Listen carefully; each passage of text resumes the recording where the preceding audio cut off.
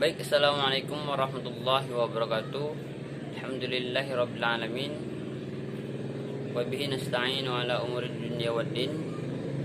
Salatu wassalamu ala asyrafil anbiya'i wal mursalin sayyidina wa maulana Muhammad wa ala alihi wa sahbihi ajma'in, amma ba'd. Baik, kembali lagi kepada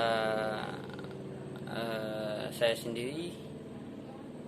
Tugas rancangan pembelajaran kelima oleh saya sendiri, Hambali, NPM 18 12 44 71. Materi kelima tentang sholat sunnah.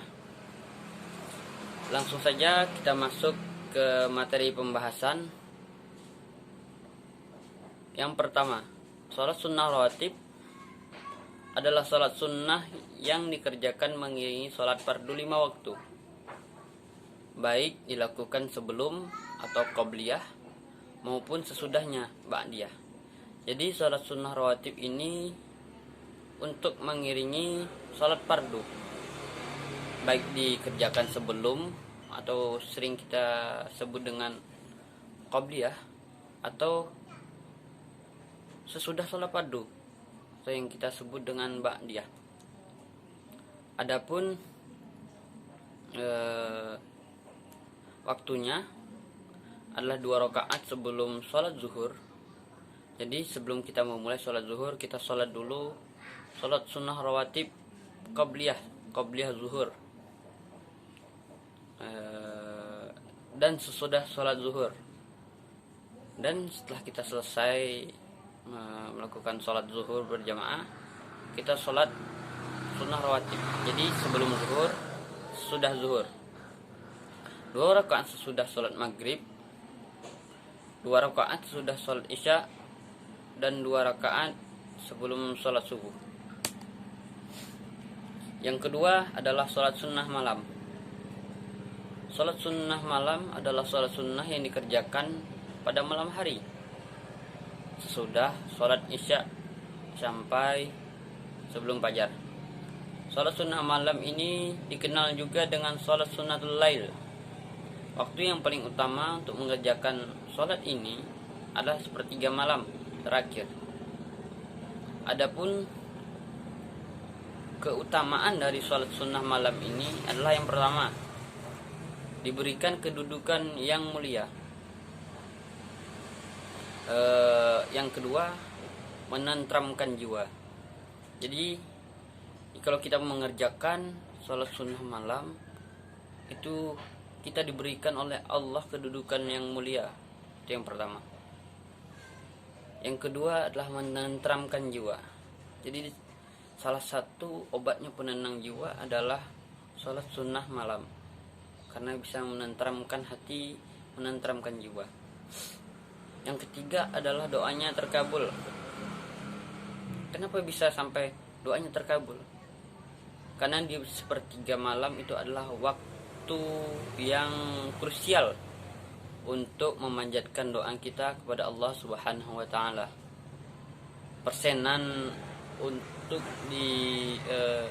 dikabulkan oleh Allah itu lebih besar daripada waktu yang lainnya.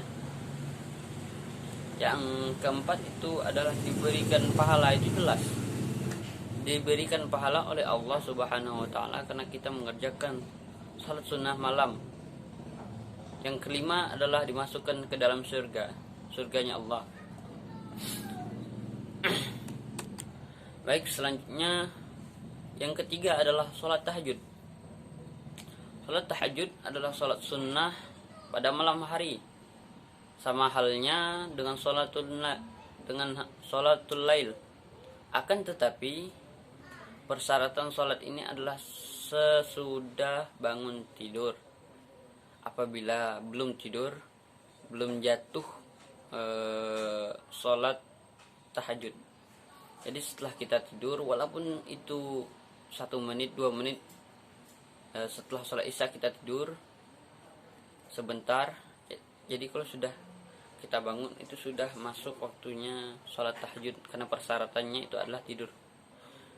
Dan waktu utama untuk melaksanakan sholat tahajud ini adalah sepertiga malam terakhir, sama halnya dengan sholatul lail tadi. jumlah rakaat minimal untuk mengerjakan sholat ini adalah 2 rakaat.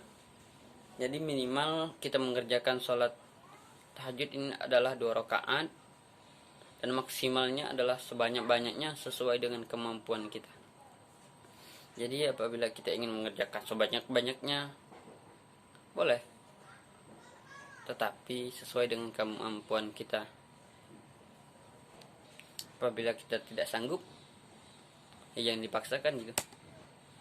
Oke, selanjutnya yang keempat adalah sholat witir, sholat sunnah witir. Sholat sunnah witir adalah sholat sunnah yang dilakukan dengan bilangan ganjil pada malam hari. Paling sedikit 1 rakaat dan paling banyak adalah 11 rakaat. Hukumnya adalah sunnah muakkad. Dan sholat witir ini disunnahkan setiap hari. Jadi bukan untuk pada bulan Ramadan saja. Atau untuk mengerjakan sholat ini mulai adalah setelah sholat isya sampai dengan sholat subuh. Jadi kalau seseorang merasa khawatir dan melaksanakan sholat witir ini di tengah malam atau akhir malam, maka sebaiknya ia melakukan sholat setelah sholat isya. Jadi kalau kita takut tidak bangun malam, seyogyanya kita melakukan setelah sholat isya. Oke, baik. Terima kasih kepada para siswa-siswa yang telah mendengarkan pembelajaran online kita. Saya akhiri dengan wabillahi taufiq wal hidayah. Assalamualaikum warahmatullahi wabarakatuh.